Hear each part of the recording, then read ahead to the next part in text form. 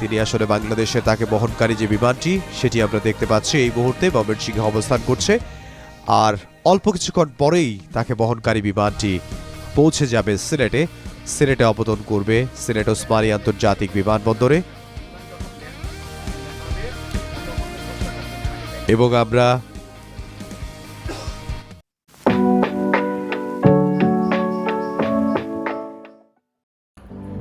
সুপ্রিয় শিক্ষার্থী, আমরা দেখতে পাচ্ছি যে গতকালকে রাত থেকেই অবস্থান করছেন বিএনপির নেতাকর্মী যারা রয়েছেন, বিএনপির কর্মী সমর্থক যারা রয়েছেন, তারা অবস্থান করছেন জুলাই ৩৬ এক্সপ্রেসওয়েতে, যেখানে গণসংবর্ধনা দেয়া হবে বিএনপির ভারপ্রাপ্ত চেয়ারম্যান জনাব তারেক রহমানকে। আমরা জানি বিএনপির ভারপ্রাপ্ত চেয়ারম্যান জনাব তারেক রহমান তিনি বাংলাদেশের জাতীয়তাবাদী দল বিএনপির ভারপ্রাপ্ত চেয়ারম্যান। এখন তিনি সাবেক রাষ্ট্রপতি জিয়াউর রহমান ও ৩ বারের প্রধানমন্ত্রী বেগম খালেদা জিয়ার বড় ছেলে। ২০০৮ সালে বিভিন্ন রাজনৈতিক মামলায় তিনি আসলে যুক্তরাজ্যে চিকিৎসার জন্য যান এবং যাওয়ার পরে বিভিন্ন রাজনৈতিক মামলায় তিনি জর্জরিত হন এবং সেই মামলায় জর্জরিত হওয়ার পর ২০২৫ সালে এসে আমরা দেখলাম যে সবগুলো মামলা থেকে তিনি খালাস পেয়েছেন, বিচার নিশ্চিত হয়েছে। রাজনৈতিক প্রভাবমুক্ত যখন রাখা হয় বিচার বিভাগকে, তখন তিনি আসলে সব মামলা থেকে খালাস পান এবং তিনি তাকে বহনকারী যে বিমানটি রয়েছে ফ্লাইট ট্র্যাকারে আমরা সেই বিমানটি এখন দেখছি BBC 202,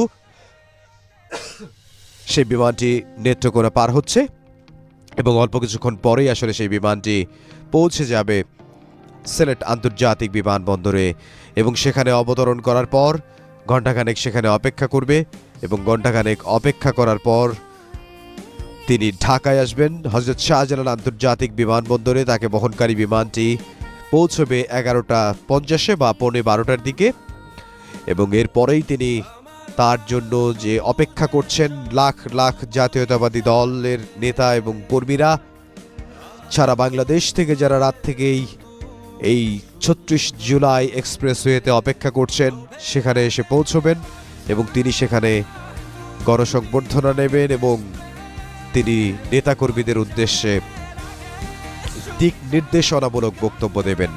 তাকে বহনকারী যে বিমানটি রয়েছে ফ্লাইট ট্র্যাকারে আমরা দেখতে পাচ্ছি BBC 202, সেই বিমানটি ময়মনসিংহ ছেড়ে গেছে, সুনামগঞ্জের দিকে সেটি যাচ্ছে এবং সেটি সিলেটের ওসমানী আন্তর্জাতিক বিমানবন্দরে অবতরণ করবে। আর অল্প কিছুক্ষণ পরেই সেটি যখন অবতরণ করবে, অবতরণ করার পর ঘণ্টাখানেক সেখানে বিরতি নেওয়া হবে। ঘণ্টাখানেক বিরতির পর আবার সেই বিমানটি ঢাকার হযরত শাহজালাল আন্তর্জাতিক বিমানবন্দরের উদ্দেশ্যে রওনা দেবে এবং সেখানে ঢাকার হযরত শাহজালাল আন্তর্জাতিক বিমানবন্দরে এসে পৌঁছানোর কথা রয়েছে 11:50 অথবা 11:15টায় এবং যখন এখানে এসে পৌঁছবে তারপর তাকে যে বহন করবে, গণসংবর্ধনায় নিয়ে যাবে যেই বাসটি করে, সেই বাসটিও আমরা আপনাদেরকে দেখিয়েছি। বিএনপি জাতীয়তাবাদী দলের যে পতাকা রয়েছে সেই পতাকার রঙে সাজানো হয়েছে এবং সেই বাসের মধ্যে আমরা দেখেছি শহীদ রাষ্ট্রপতি জিয়াউর রহমানের ছবি এবং বিএনপির চেয়ারপারসন বেগম খালেদা জিয়ার ছবি এবং বিএনপির ভারপ্রাপ্ত চেয়ারম্যান তারেক রহমানের ছবি সম্বলিত এবং সেই বাসটিতে করেই তিনি হযরত শাহজালাল আন্তর্জাতিক বিমানবন্দর থেকে পৌঁছবেন।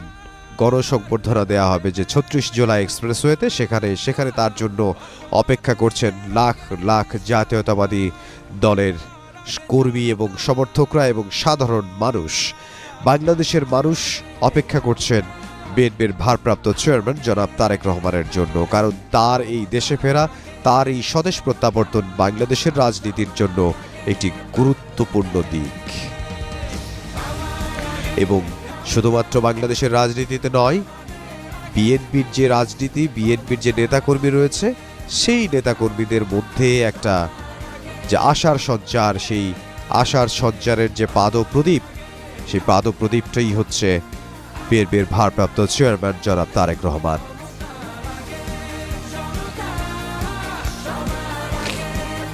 আমরা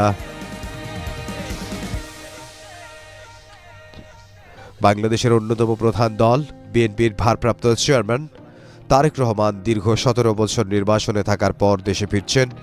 তিনি এখন দেশের পথে রয়েছেন। তাকে বহনকারী যে বিমানটি রয়েছে সেটি আমরা দেখেছি নেত্রকোনা পার হয়ে গেছে, সুনামগঞ্জের কাছাকাছি পৌঁছেছে। সেটি তাকে বহনকারী যে বিমানটি রয়েছে BBC-202 সেটি একটু পরেই অবস্থান করবে,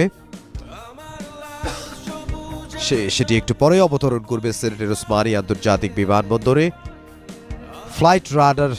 ফ্লাইট রাডারের সৌজন্যে আমরা যেটি দেখতে পাচ্ছি যে BBC-202 সেই বিমানটি বিএনপি চেয়ারপারসন বিএনপি ভারপ্রাপ্ত চেয়ারম্যান জনাব তারেক রহমান তাকে বহনকারী বিমানটি সুনামগঞ্জের কাছাকাছি পৌঁছেছে এবং অল্প কিছুক্ষণ পরেই ওসমানী আন্তর্জাতিক বিমানবন্দরে অবতরণ করবে সেই বিমানটি।